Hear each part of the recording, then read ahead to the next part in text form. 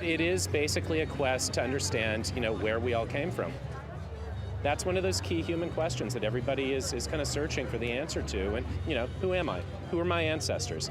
And we're using the tools of science to get the answers to that. Oh, I like that. That's great. Because when I was born, my mother told me I had some blonde hair on my back. I don't know where that came from.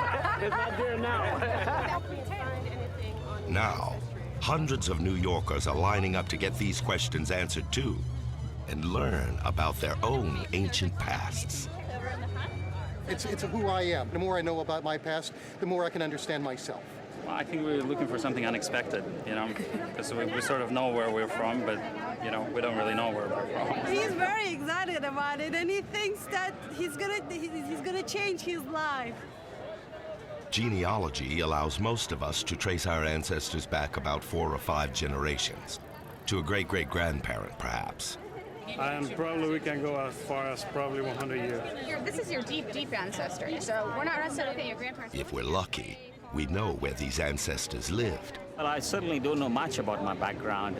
I know that, I'm from Madras, the southern part of India. My parents lived there, and my grandparents lived there. So beyond them, I have no clue at all. My mom's from South Korea, and on my father's side, I am German, Irish, English, and I think a little bit of Native American, but that part I'm not sure. So what do you know about your ancestry? New York, that's about it. These DNA tests tell a deeper story.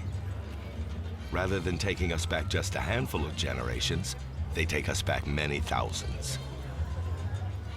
I'm waiting for her now. She can't talk now, so I can abuse her.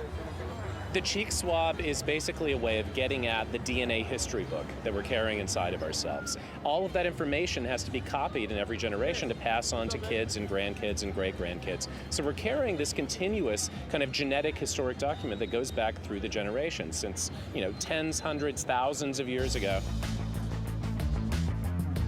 No matter where we're from, how different we appear, if we look back through the generations at the roots of the human family tree, we find we are all related. Our ancient connections may not be obvious to this group. Our ancestors adapted to different climates, and as a result, humans are now among the most physically varied-looking species on the planet. But looks can be deceiving.